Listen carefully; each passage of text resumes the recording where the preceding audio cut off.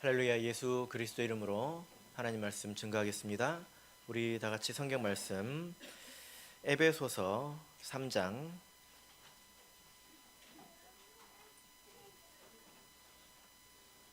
1절부터 13절까지 말씀을 같이 찾겠습니다. 에베소서 3장 1절부터 13절까지의 말씀을 저와 여러분이 한 절씩 교독하겠습니다. 1절.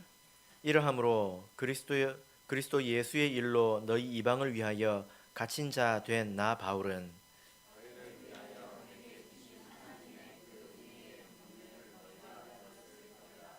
곧 계시로 내게 비밀을 알게 하신 것은 내가 이미 대강 기록함과 같으니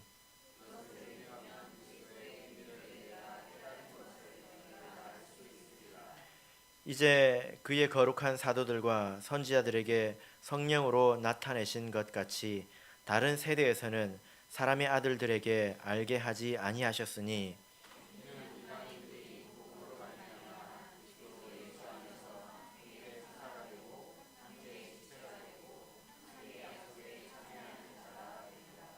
이 복음을 위하여 그의 능력이 역사하시는 대로 내게 주신 하나님의 은혜의 선물을 따라 내가 일꾼이 되었노라.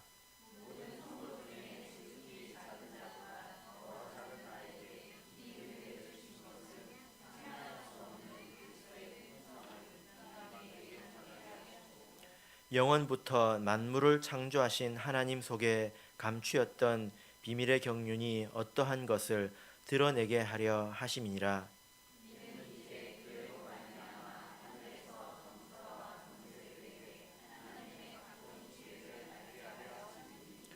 곧 영원부터 우리 주 그리스도 예수 안에서 예정하신 뜻대로 하신 것이라.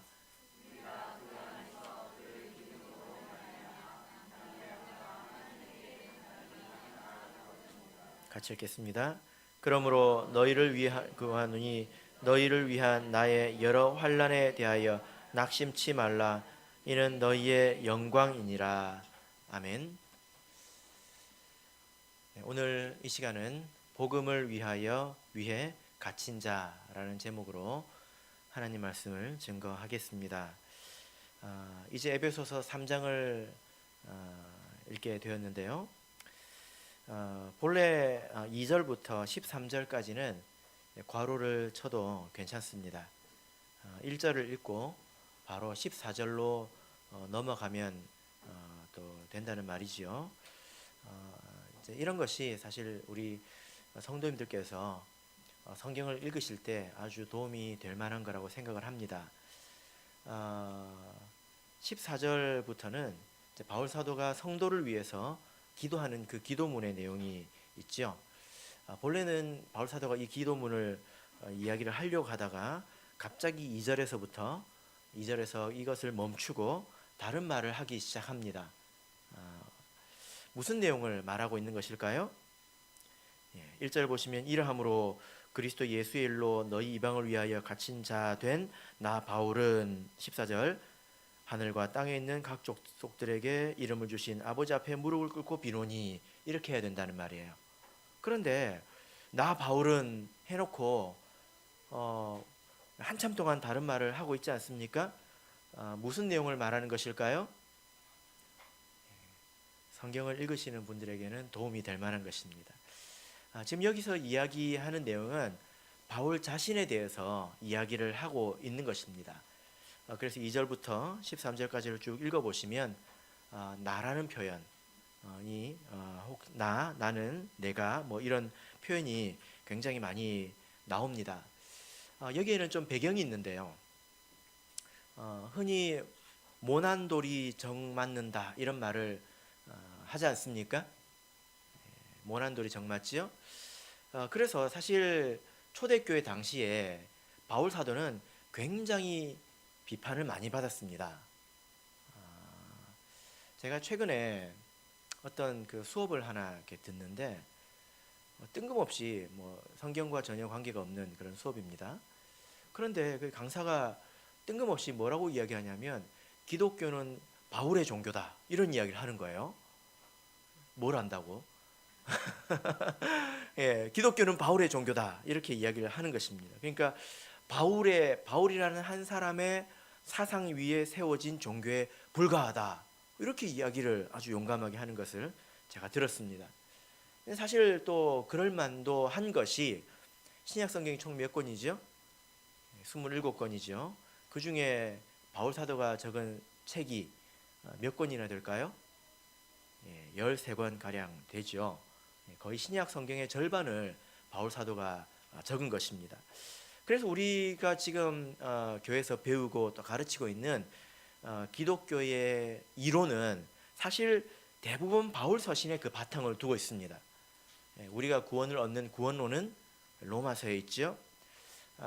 에베소서는 무엇에 관한 책일까요? 교회론에 관한 책입니다. 골로새서는 기독론에 관한 책이다. 기독론, 예수 그리스도에 관한 책이다. 이렇게 말을 할 수가 있습니다. 그러니까 바울 사도의 그 사상 위에 세워진 그런 이제 종교이다. 이렇게 평가를 하는 것도 틀린 것 같지는 않죠. 지금도 유대인은 그렇게 생각을 하고 있습니다. 유대교에서 뛰쳐나간 한 그 사람의 그 변형된 그런 사상 위에 속아 넘어가서 생긴 종교가 기독교이다 이렇게 믿고 있다는 것입니다. 그러니까 바울 사도가 죽은 지 2000년 가량이 지났는데도 이런 소리가 나오는데 바울 사도가 살아있던 당시에는 얼마나 비판이 많았겠습니까? 얼마나 공격이 많았겠습니까? 지금 이제 우리야 바울 사도 그러면 대단한 분, 훌륭한 분 이렇게 인정해 주지만 사실 그때는 그렇지 않았습니다. 성경에는 그런 자국들이 많이 남아 있는데 원초적으로 바울은 사도가 아니다 이렇게 부정하는 사람들이 있었어요. 네가 무슨 사도냐? 예수님께서 활동하실 때 네가 거기 있었냐? 너는 스데반을 죽이는데 앞장서지 않았냐? 해가지고 바울은 사도가 아니다 이렇게 주장하는 사람들이 있었습니다. 왜 그런 말을 할까요? 그런 말을 하는 데는 사실 이유가 있어요. 바울 사도가 전하는 복음이 마음에 들지 않기 때문입니다. 바울 사도가 전하는 복음이 마음에 들지 않으니까 바울 사도를 허물어뜨리면 그가 전한 복음도 허물어지겠죠? 그죠? 예. 바울 사도가 아니면 바울이 전한 복음도 복음이 아니게 된 것입니다. 그래서 바울 사도가 너 사도 아니잖아 그러면 되게 성질을 냈어요. 이건 자존심 때문에 그런 게 아니라 하나님께서 주신 이 복음이 흔들릴까 봐 그렇게 한 것입니다. 고린도전서 9장을 보겠습니다. 고린도전서 9장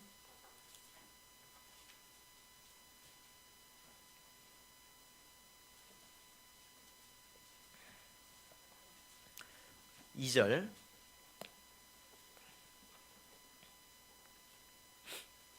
고린도전서 9장 2절을 같이 읽겠습니다. 시작. 다른 사람들에게는 내가 사도가 아닐지라도 너희에게는 사도니 나의 사도됨을 주 안에서 인친 것이 너희라. 예. 자, 여러분 지금 다른 외부에서 바울은 사도가 아니라는 목소리가 굉장히 거셌는데 심지어 바울 사도가 복음을 전해서 세운 이 고린도 교회에서도 그렇게 말하는 사람이 있었다는 거예요. 그러니까 바울 사도가 되게 화가 난 것입니다. 그래서 다른 사람에게는 사도가 아닐지라도 너희들에게는 사도가 맞지 않냐? 내가 사도니까 너희가 있지 않냐? 이렇게 이야기를 하는 거예요. 근데 이 사람들이 뭐 가지고 이렇게 비난을 했냐면 바울 사도는 이 복음을 전할 때 자비량으로 목회를 했습니다. 자비량이 뭡니까? 자비로 하는 거죠. 그 교회에서 생활비를 받지 않고 낮에는 일하고 밤에는 목회를 이렇게 했다는 것입니다. 그래서 사람들이 뭐라고 비판했겠습니까? 야, 저거 자신이 없으니까 저렇게 돈도 못 받고 저러고 있지. 속에 찔리는 게 있으니까, 걸리는 게 있으니까 저러는 거지. 이렇게 비판했단 말입니다. 그러니까 바울 사도가 이제 뭐라고 하냐면 10절을 볼까요? 12절을 보겠습니다. 12절 읽겠습니다. 시작. 다른 이들도 너에게 이런 권을 가졌거든 하물며 우리 일까 보냐. 그러나 우리가 이 권을 쓰지 아니하고 범사에 참는 것은 그리스도의 복음에 아무 장애가 없게 하려 함이로라. 예. 바울 사도가 하는 말은 뭐냐면 반대로 야 너 먹고 살려고 지금 거짓하는 거지 라는 비판을 받지 않으려고. 무슨 말인지 이해되십니까? 이해되십니까? 예. 이제 먹고 살 거리가 없으니까 저렇게 가짜 복음을 전해서 교회에서 돈 받아 먹으려고 저러는 거 아니냐, 그런 비판을 받지 않으려고 자기는 자비량한다는 것입니다. 그래서 이렇게 아주 치열하게 이렇게 대항을 하고 있는 것을 볼 수 있죠. 빌립보서 1장을 보겠습니다. 빌립보서 1장 15절에서 18절.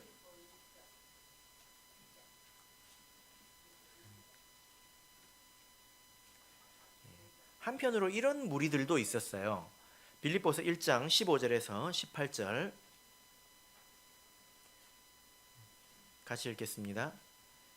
시작. 어떤 이들은 투기와 분쟁으로, 어떤 이들은 착한 뜻으로 그리스도를 전파하나니 이들은 내가 복음을 변명하기 위하여 세우심을 받은 줄 알고 사랑으로 하나 저들은 나의 매임에 괴로움을 더하게 할 줄로 생각하여 순전치 못하게 다툼으로 그리스도를 전파하느니라. 그러면 무엇이뇨? 외모로 하나 참으로 하나 무슨 방도로 하든지 전파되는 것은 그리스도니 이로써 내가 기뻐하고 또한 기뻐하리라. 예. 지금 여기서는 어떤 자들이 나오냐면 바울이 사도라는 것을 인정하고 있습니다. 근데 바울 사도가 교회를 많이 세우고 활발하게 일을 하는 것이 그냥 배가 아픈 거예요. 그러니까 바울 사도가 이렇게 감옥에 갇혔을 때 자기들이 열심히 복음을 전해가지고 자기들 세력이 커지면 바울 사도가 석상해야겠지? 라는 생각으로 복음을 열심히 전했다는 것입니다. 바울 사도가 그런 자들에게 뭐라고 했습니까? 냅둬라. 이렇게 하나 저렇게 하나 전파되는 것은 그리스도니 이것 또한 기뻐할 일 아니냐, 이렇게 초연한 모습을 보이기도 합니다. 그래서 바울 사도는 때로는 아주 치열하게 반박도 하지만 때로는 아주 초연하게 받아들이기도 하지요. 복음을 지키기 위해서 그랬던 것입니다. 그런데 한 가지 문제가 있는데 바울 사도는 그런 일로 흔들리지 않았습니다. 근데 누가 걱정이 되었을까요? 바울 사도를 계속 흔들면 그것을 옆에서 바라보는 성도들의 마음이 흔들릴 수 있지 않겠습니까? 그죠? 어떻게 우리가 한 사람 말만 듣고 이렇게 왔을까?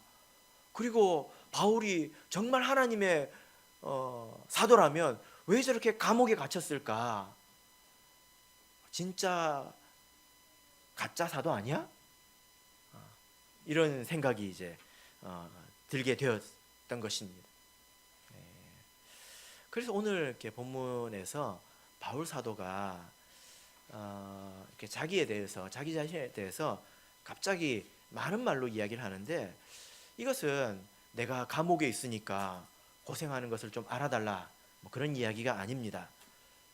또 내가 열심히 일을 해서 너희들이 구원을 얻었으니까 나를 절대로 잊지 말라, 이런 이야기도 아닙니다.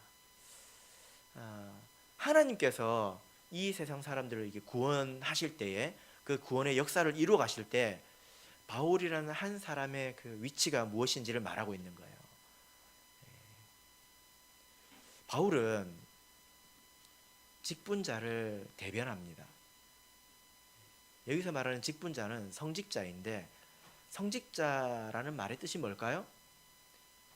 성직을 행하는 사람이라는 거죠. 성직이 무엇일까요? 이것은 성례를 집행한다는 뜻입니다. 성직자를 어떻게 볼 것인가? 지금 이 문제를 사실은 말하고 있는 거예요. 극단적으로 이 세상에 보면 극단적으로 왜곡된 그 두 가지의 시각이 있는데 우리 교회도 성직자가 있지 않습니까? 우리 교회에서는 목자, 장로, 집사 이 세 직분이 성직입니다. 그런데 세상에는 성직을 바라보는 이렇게 여러 가지 생각들이 있는데, 예를 들어 이게 천주교 같은 경우는 성직자가 아주 절대적입니다. 성직자가 없으면 절대로 천국에 갈 수가 없어요. 기도도 못 합니다. 하나님께 회개 기도도 제대로 못 하죠. 그래서 아주 절대적입니다. 그런데 반면에 여러분 혹시 형제교회라는 교회 들어보셨습니까? 교회 이름이 형제예요. 거기에는 성직자가 없다는 것입니다. 다 형제라는 겁니다. 성직자가 필요가 없습니다. 또 뭐 일부 개신교를 이렇게 보면 마치 성직자, 그 중에 이제 담임 목사가 마치 하나님인 것처럼 거의 신적인 그런 이렇게 파워를 가지고 있는 것을 이렇게 보게 되는데요. 여러분들은 어떻게 생각하고 계십니까? 자, 2절부터 7절까지 다시 한번 읽어보겠습니다. 에베소서 3장 2절에서 7절 같이 읽겠습니다. 시작. 너희를 위하여 내게 주신 하나님의 그 은혜의 경륜을 너희가 들었을 터이라. 곧 계시로 내게 비밀을 알게 하신 것은 내가 이미 대강 기록함과 같으니 이것을 읽으면 그리스도의 비밀을 내가 깨달은 것을 너희가 알 수 있으리라. 이제 그의 거룩한 사도들과 선지자들에게 성령으로 나타내신 것 같이 다른 세대에서는 사람의 아들들에게 알게 하지 아니하셨으니 이는 이방인들이 복음으로 말미암아 그리스도 예수 안에서 함께 후사가 되고 함께 지체가 되고 함께 약속에 참여하는 자가 됨이라. 여기까지 읽겠습니다. 에베소서가 좀 이렇게 어려운 성경입니다. 그래서 우리가 지금 2번 읽었지만 잘 한 번에 쉽게 이해가 안 되죠? 이제 그럴 수 있습니다. 여기 또 어려운 단어들도 몇 가지가 이렇게 나오는데 2절부터 6절까지를 간단하게 제가 풀어서 말씀을 드려보겠습니다. 하나님께서 사실 이 내용은 여러분들이 이미 다 알고 있는 거예요. 하나님께서 창세에 사람을 구원할 계획을 가지고 계셨습니다. 창세 전에 이미 하나님은 다 알고 계셨죠. 그 구원할 계획을 성경 안에서 경륜이라고 합니다. 뭐라고요? 경륜. 따라해 봅시다. 경륜. 경륜이라고 합니다. 경륜이 뭐라고요? 창세 전에 사람을 구원하시기 위해서 하나님께서 가지고 계셨던 계획입니다. 그런데 이것은 비밀입니다. 3절에도 비밀이 나오고 4절에도 비밀이 나오죠. 사람은 그것을 알지 못했다는 것입니다. 왜 알지 못했을까요? 왜냐하면 사람들이 죄로 말미암아 타락해서 하나님의 뜻을 온전히 알 수 없었던 것입니다. 그래서 그것은 사람들에게 비밀이에요. 그죠? 제가 내일 계획이 있는데 여러분 알 수 있겠습니까? 모르죠? 이런 걸 비밀이라고 하죠. 마치 그런 것입니다. 그래서 하나님께서 그 비밀을 바울 사도에게 알려주셨다는 거예요. 모든 사람에게 알려주신 것이 아니라 어떻게 알려주셨다고요? 바울 사도에게 알려주셨습니다. 이렇게 알려주신 것을 여기서 뭐라고 했냐? 3절에 보면 계시라고 말하고 있습니다. 계시.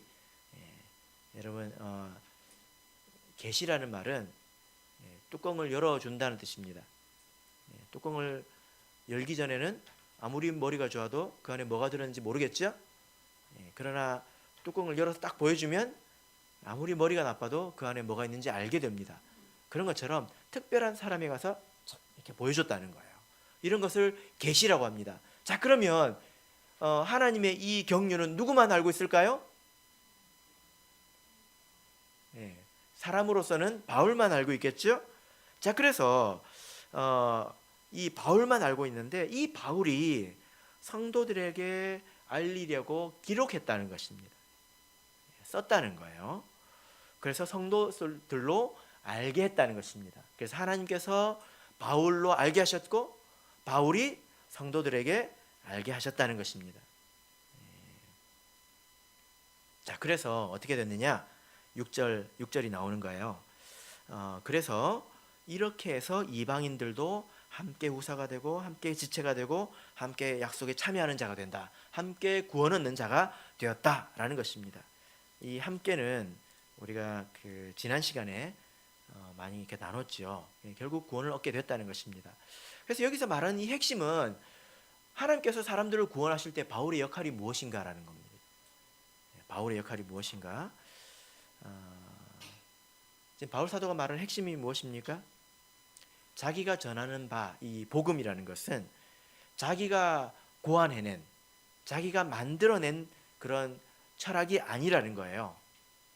하나님께 받아서 말한 것이라는 겁니다. 고린도전서 11장 23절을 보겠습니다. 고린도전서 11장 23절.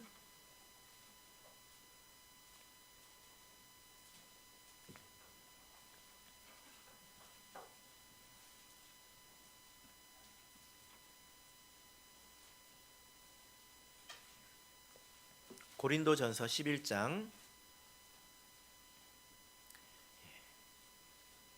23절. 자, 같이 읽겠습니다. 시작.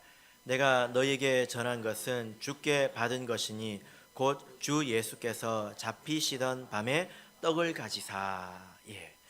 바울 사도가 지금 이제 성찬에 대해서 이야기하고 있는데 바울 사도는 성찬에 대해서 다른 사도들에게 배운 게 아닙니다. 이제 뒤늦게 사도가 되어서 베드로한테 그랬어요? 저랬어요? 하고 전수받은 것이 아니라 예수님께서 직접 계시해 주셔서 알게 되었다는 거예요. 그래서 바울 사도는 이렇게 계시를 받아서 복음에 대해서 정리를 하고 성도들에게 알려준 것입니다. 그러니까 바울 사도는 우리 성도들과 동일한 형제이지만 그가 하나님의 이 일에 대해서 한 그 역할은 아주 특별하다는 것입니다. 이런 사람을 뭐라고 할까요? 바울과 같은 이 사람을 뭐라고 할까요? 에베소서 3장 7절을 같이 읽겠습니다. 에베소서 3장 7절 읽겠습니다. 시작. 이 복음을 위하여 그의 능력이 역사하시는 대로 내게 주신 하나님의 은혜의 선물을 따라 내가 일꾼이 되었노라. 이런 사람을 뭐라고 할까요? 일꾼이라고 하죠. 일꾼. 일꾼. 우리나라 이렇게 번역으로는 일꾼이라고 되어 있는데 이제 원문으로 보면 디아코노스라고 되어 있습니다. 성경 안에서 이렇게 보면 이것은 다른 말로 사역자, 직분자 이렇게 번역이 되어 있어요. 그 집사를 영어로 하면 디컨입니다. 디컨. 이 디컨이라는 말은 디아코노스에서 온 말이에요. 그래서 집사도 여기 디아코노스입니다. 여기서는 디아코노스가 일꾼으로 번역이 됐습니다. 그래서 여기서 말하는 이 직분자는 교회에서 예를 들어 청소를 하거나 뭐 이런저런 일을 하는 봉사자를 말하는 것이 아니라 성직자를 지칭하고 있는 것입니다. 그런 사람을 성직자라고 이렇게 말하는 거예요. 하나님의 뜻을 이 땅에 실현하고 또 하나님의 은혜를 전달하는 그런 전달자라는 것입니다. 여러분 만약에 바울 사도가 없으면 그것은 고리가 하나 깨지는 것과 같습니다. 하나님께서는 반드시 그 고리를 두신다는 거예요. 이해되십니까?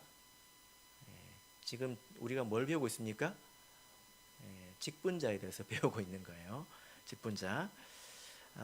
성경을 보면 하나님께서 그 백성들을 인도하시기 위해서 직접 나타나셔서 간혹 말씀하시기도 하지만 사실은 그 종을 보내서 말씀하시죠. 여러분 우리가 지금 이걸 왜 배워야 될까요? 내가 직분자도 아닌데 한번 생각을 해보세요. 우리 교회 직분자, 성직자가 있습니까? 없습니까? 있죠. 그러면 그 사람을 어떻게 바라볼 것이냐를 배우는 것입니다. 그리고 직분자는 누가 뽑습니까? 누가 뽑습니까? 여러분들이 뽑잖아요. 그죠? 그러니까 이것을 알아야 되는 겁니다. 잘 들으세요. 역대하 36장을 보겠습니다. 역대하 36장 15절을 보겠습니다.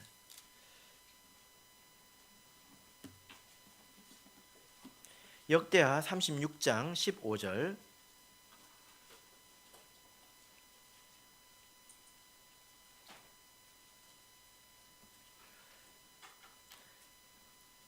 역대하 36장 15절. 같이 읽겠습니다. 시작. 그 열조의 하나님 여호와께서 그 백성과 그 거하시는 곳을 아끼사 부지런히 그 사자들을 그 백성에게 보내어 이르셨으나, 하나님께서는 자신의 일꾼들을, 여기서는 사자라고 이렇게 번역이 됐는데, 이 사자들을 백성에게 부지런히 보내시는 분이십니다. 그래서 하나님께서 우리 성도들을 아끼실 때 어떻게 아끼십니까?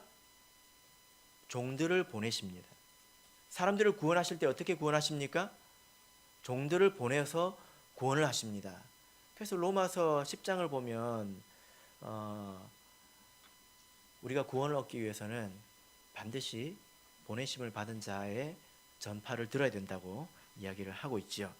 마태복음 22장을 보겠습니다. 마태복음 22장 2절을 보겠습니다.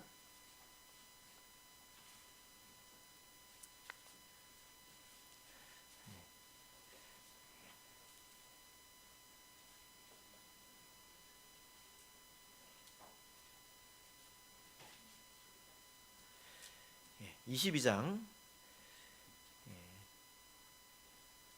2절을 같이 읽겠습니다. 시작. 천국은 마치 자기 아들을 위하여 혼인잔치를 베푼 어떤 임금과 같으니.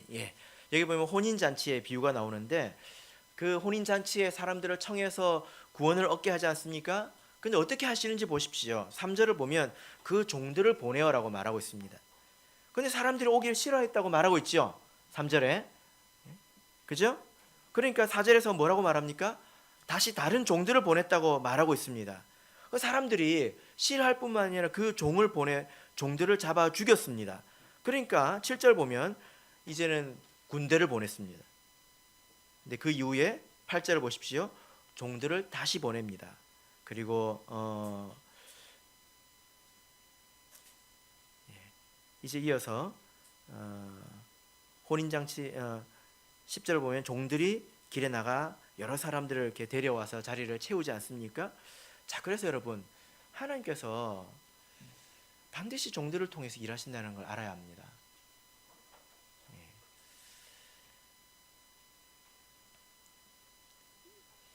성경에 이제 예전에 우리가 같이 한번 살펴본 적이 있는데, 성경에는 그 신약 성경 안에서 별이라는 표현이 많이 나옵니다.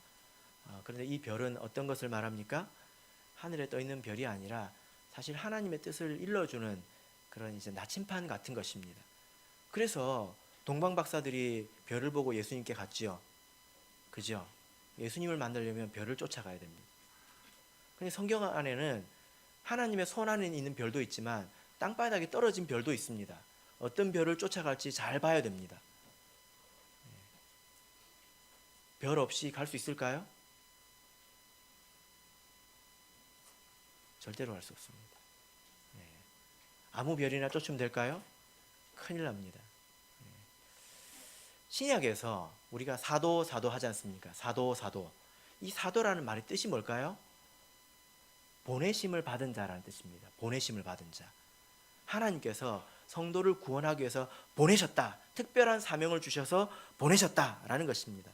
그래서 성경을 이렇게 처음부터 끝까지를 보면 하나님께서 모든 시대에 항상 그 대언자를 세우고 그리고 하나님 뜻을 알려주는 그런 특별한 사역을 담당하는 자들이 있었다는 것입니다. 그들이 누구입니까? 그들이 성직자입니다. 교회는 이런 직분이 있다라는 거죠. 그래서 우리가 이런 것을 바탕으로 생각해 볼 때 성직자는 뭐 하는 사람인가? 또 성직자를 어떻게 대해야 되는가? 성직자는 성도를 어떻게 대해야 되는가? 이것을 우리가 생각해 볼 수가 있습니다. 성직자는 뭐 하는 사람입니까? 에베소서 본문으로 가보겠습니다. 에베소서 2절부터 6절까지를 우리가 읽었는데, 자, 바울 사도가 여기서 한 일이 무엇입니까? 하나님의 비밀을 깨달아서 전달한 거죠. 그죠? 하나님의 비밀을 깨달아서 전달한 것입니다. 이것이 직분자의 가장 중요한 역할입니다. 저는 우리 교회에서 봉사를 열심히 시키려고 성직자를 뽑자, 이런 말이 제발 좀 사라졌으면 좋겠어요. 그런 일을 위해서 일꾼을 뽑는 게 아닙니다. 성직자를 뽑는 게 아닙니다. 집사를 뽑고 장로를 뽑는 게 절대 아닙니다. 그게 그들의 사명이 아닙니다. 이런저런 일들은 교회에서 훈련받고 경험을 쌓으면 누구든지 할 수 있어요. 다 할 수 있습니다. 그럼 성직자들은 무엇을 해야 됩니까? 무엇을 해야 됩니까? 사도행전 6장 4절을 보겠습니다. 사도행전 6장 4절입니다. 사도행전 6장 4절.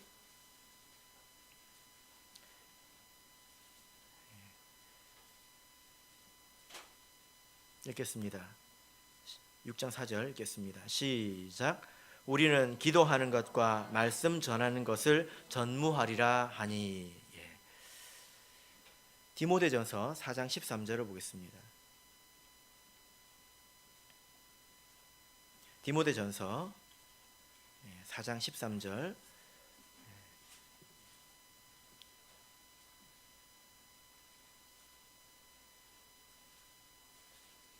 디모데전서 4장 13절 같이 읽겠습니다. 시작. 내가 이를 때까지 읽는 것과 권하는 것과 가르치는 것에 창념하라. 지금 사도와 이제 디모데는 젊은 목회자라고 알려져 있는데, 이 사람에 대해서 무엇을 강조하고 있습니까? 말씀 전하는 것과 기도하는 것에 전무하겠다라고 말하고 있지 않습니까? 그리고 디모데는 무엇에 창념하라, 마음을 거기에 갖다 붙이라는 것입니다. 뭘 하라고 말하고 있습니까?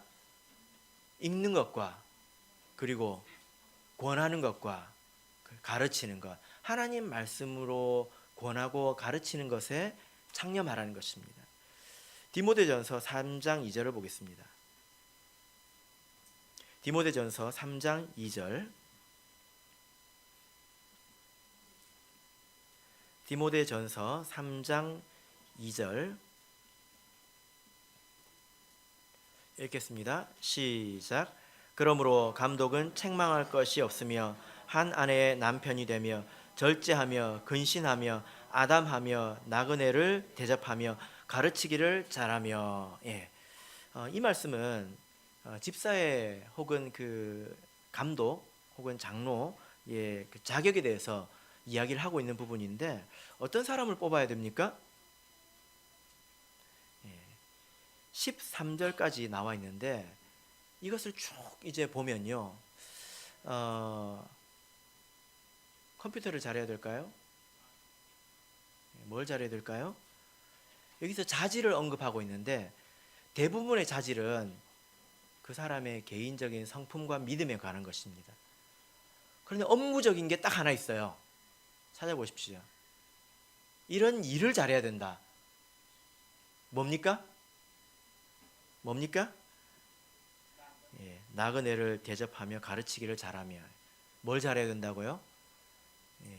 접대를 잘해야 된다는 거예요.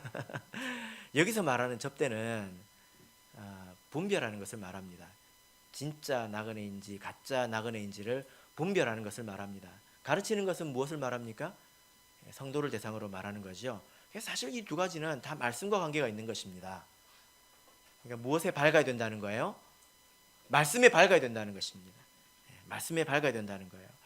그래서 여러분, 성직자는 교회 이런저런 일을 책임받기 위해서 세우는 것이 아니라 사실 그들은 말씀에 밝은 자여야 합니다.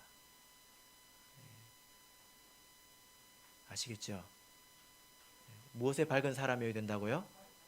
말씀에 밝은 사람이어야 된다고요. 말씀에.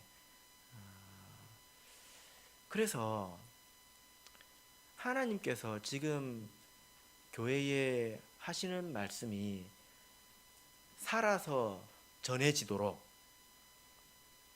해야 합니다. 하나님 말씀을 밝히 알아서 또 교회를 알아서 하나님의 뜻을 온전히 바로바로 전할 수 있는 자가 되어야 된다는 거예요. 단순히 일만 잘하는 사람을 뽑아놓으면 성도들이 고생합니다. 정말 그렇습니다. 하나님 뜻이 무엇인지 모르는 사람 뽑아놓으면 정말로 고생합니다.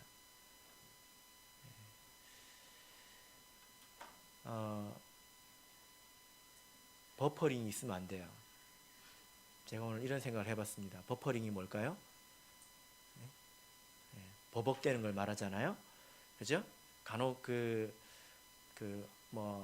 비디오 같은 걸 이렇게 보면 최근에 이제 여러 교회에서 설교 동영상을 찍는데 초기에 이런 문제들이 있습니다. 어떤 문제들이 있냐면 목자님이 말을 하는데 입하고 소리하고 안 맞아요. 그 영상을 보고 있으면 헷갈려요. 그러면 이제 만약에 이런 일이 있다고 한번 생각해 보십시오. 하나님께서 뭐라고 말씀하셨는데 중간에서 막혔어요. 상황이 다 지나고 나서 말씀이 들리면 어떻게 되겠습니까? 그런 것을 버퍼링이라고 하죠. 버벅대는 거죠. 성직자가 그러면 안 됩니다. 이런 일을 할 수 있어야 된다라는 거예요. 자, 본문으로 돌아가겠습니다. 에베소서 3장 1절을 읽겠습니다. 에베소서 3장 1절 같이 읽겠습니다. 시작. 이러함으로 그리스도 예수의 일로 너희 이방을 위하여 갇힌 자 된 나 바울은, 바울 사도는 자기 자신을 어떻게 소개하고 있습니까? 여기서 이제 갇혀 있다고 이렇게 말을 하고 있죠. 원문에는 여기 일로가 없습니다. 그래서 그냥 그리스도 예수에 갇힌 자다 이렇게 원문에는 되어 있습니다. 일로라는 것은 이렇게 의역을 한 거죠. 재미있는 표현입니다. 왜냐하면 바울 사도는 지금 감옥에 갇혀 있는데 자기가 감옥에 갇혀 있다라고 말하고 있지 않아요. 어디에 갇혀 있는 것처럼 말하고 있습니까? 예수님에게 갇혀 있다 이렇게 말하는 것 같습니다. 이 말은 갇혔다라는 말은 자유를 잃어버렸다는 것 아닙니까? 자기 자신을 그렇게 표현을 하고 있는 거예요. 자기가 하나님께 받은 은혜의 직분으로 인해서 자기가 자유를 버렸다는 것입니다. 이것이 마땅히 우리 모든 성도들 뿐만이 아니라 그리고 특별히 성직자들의 태도이다 이렇게 말을 할 수가 있습니다. 바울 사도가 예루살렘으로 갈 때에 바울 사도가 고난을 당할 것이라는 그런 예언들이 많이 있지 않았습니까? 그런 예언에 대해서 바울 사도가 뭐라고 말했나요? 내가 심령의 매임을 받아서 간다 이렇게 말을 했습니다. 보이지 않는 어떤 것이 자기를 얽어맸다는 거예요. 무엇이 바울 사도를 메웠습니까? 동족을 향한 사랑입니다. 그리고 하나님의 사랑입니다. 그것이 그를 메웠습니다. 고린도전서에서는 이렇게 말하고 있습니다. 만약에 내가 고기 먹는 일로 다른 형제를 실족하게 한다면 나는 이 자유를 버리겠다 이렇게 말합니다. 평생 고기를 안 먹고 살겠다는 거예요. 자기는 하나님을 위해서 또 백성을 위해서 자기 자유를 이렇게 버렸다는 것입니다. 이렇게 이미 갇혀 있다라는 거죠. 여러분 우리 그리스도인은 또 우리 특별히 하나님의 일꾼된 자들은 이런 자세가 있어야 합니다. 이런 태도가 있어야 됩니다. 자기가 가고 싶은 데 가고 하고 싶은 것 하고 그래서는 안 됩니다.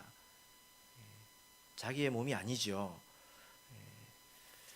그래서 바울 사도는 이런 여기에서 찾아오는 고난과 또 답답함 이런 것에 대해서 바울 사도는 이렇게 말하고 있습니다. 골로새서 1장 24절을 보겠습니다.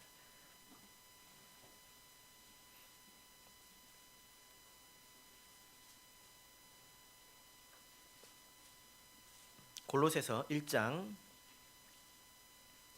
24절,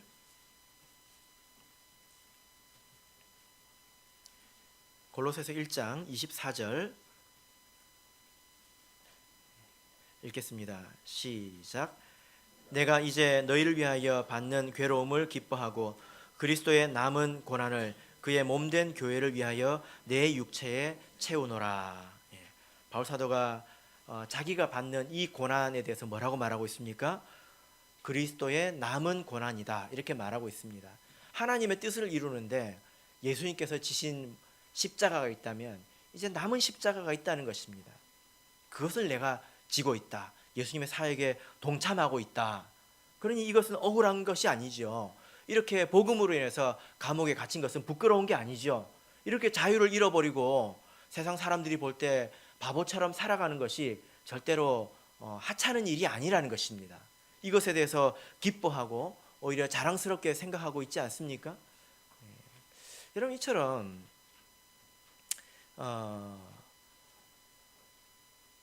바울 사도가 자기 자신에 대해서 이야기를 하는 것은 이런 직분에 대해서 이해를 시켜주고 있는 것입니다. 왜냐하면요, 모든 사람이 하나님을 찾을 수가 없어요. 글자를 모르는 사람은 어떻게 성경을 읽겠습니까? 누가 알려줘야 되지 않겠습니까? 그죠? 그런 것처럼 은혜를 받아서 나눠주는 자들이 있다는 것입니다. 마치 이제 그들이 성도들 위에 군림하는 자처럼 보이지만 사실 그렇지 않습니다. 그들은 똑같은 형제입니다. 그 자매일 뿐입니다. 그러나 오히려 그들은 그들의 자유를 더 많이 버린 자들이라는 거예요. 그럴 수 있어야 된다는 것입니다. 그것을 은혜로 알고 귀하게 여겨야 된다라는 거죠. 우리 교회도 많은 일꾼이 있고 또 성직자들도 여러분 계시지요. 이와 같아야 합니다.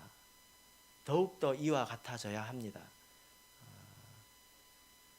제가 이렇게 몇 번 이렇게 말씀을 드리는데요, 제가 가끔씩 이야기합니다. 우리 집사님들한테 설교를 하시는 것을 이제 겁을 내시면 나중에 영혼의 강사 나갈지도 모르는데 미리 준비하시라고 제가 이야기를 하거든요. 왜냐하면 다른 교회에서는, 다른 나라에서는 다 그렇게 하고 있습니다. 너무 스스로 나약하게 생각해서는 안 됩니다. 그리고 그런 기준에서 성도들도 내가 바빠서 일 못하니까 직분을 줘서 일이나 좀 시켜봐야지, 그런 생각 가지고 하면 전체가 불행해집니다. 이런 그 희생적이고 제대로 된 성직자가 세워지는 교회가 되어야 돼요. 그리고 그런 토양이 우리 교회에 있어야 된다라는 것입니다. 본문으로 돌아가겠습니다. 마지막으로 13절 읽겠습니다. 13절, 에베소서 3장 13절, 이제는 성도들에게 구하고 있습니다. 자, 에베소서 3장 13절 읽겠습니다. 시작. 그러므로 너희에게 구하노니 너희를 위한 나의 여러 환난에 대하여 낙심치 말라. 이는 너희의 영광이니라. 자, 이제 성도들에게는 무엇을 구하고 있습니까? 낙심치 말라고 권면하고 있죠. 낙심할 만한 이유가 사실 있습니다. 왜 낙심할 만합니까? 누구를 보고 낙심하지 말라는 거예요? 바울 사도 자기를 보고 낙심하지 말라고 하고 있잖아요. 그죠? 바울 사도는 누구를 대변한다고 했습니까? 예수님이요? 성직자라고 말했죠. 그죠? 성직자를 보고 낙심하지 말라는 이야기입니다. 성직자를 보고 낙심할 만한 일들이 있습니다. 저도 과거에 이렇게 돌아보면 그런 때가 좀 있었던 것 같아요. 부족했던 때이죠. 인간적인 안목으로 볼 때 부족해 보이거나, 혹은 잘 믿던 사람이 환난을 당하거나, 최근에 이제 공빌립 집사님처럼, 혹은 이런저런 일로 인해서 교회가 주춤한다면, 그래서 우리가 생각할 때는 아주 능력 있고 카리스마 있는 그런 훌륭한 지도자가 교회를 확 휘어잡아서 그냥 분위기 좋게 그냥 쫙 밀고 나갔으면 좋겠는데 그렇지 않은 거예요. 그런 일로 낙심하지 말라는 것입니다. 왜냐하면 교회를 주관하는 분은 하나님이시기 때문입니다. 그런 일에도, 이런 일에도 저런 일에도 다 하나님의 뜻이 있습니다. 그리고 하나님께서 그런 일을 주시는 이유가 있습니다. 그래서 낙심하지 말라, 이렇게 말씀을 하고 있는 거지요. 그리고 그 일에 동참할 수가 있어야 되는 것입니다. 이제 말씀의 결론 맺겠습니다. 우리가 오늘 이 말씀을 통해서 교회에서 성직이라는 것이 무엇인지 바울 사도를 통해서 배웠습니다. 올바른 기준을 가지고 우리가 그들을 위해서 기도할 줄 알아야 합니다. 그것이 여러분들에게 복이 됩니다. 정말로 복이 됩니다. 그들을 위해서 많이 기도해 주시기를 부탁드립니다. 특별히 지금 우리 참예수교회 앞으로 목자님들이 많이 없어집니다.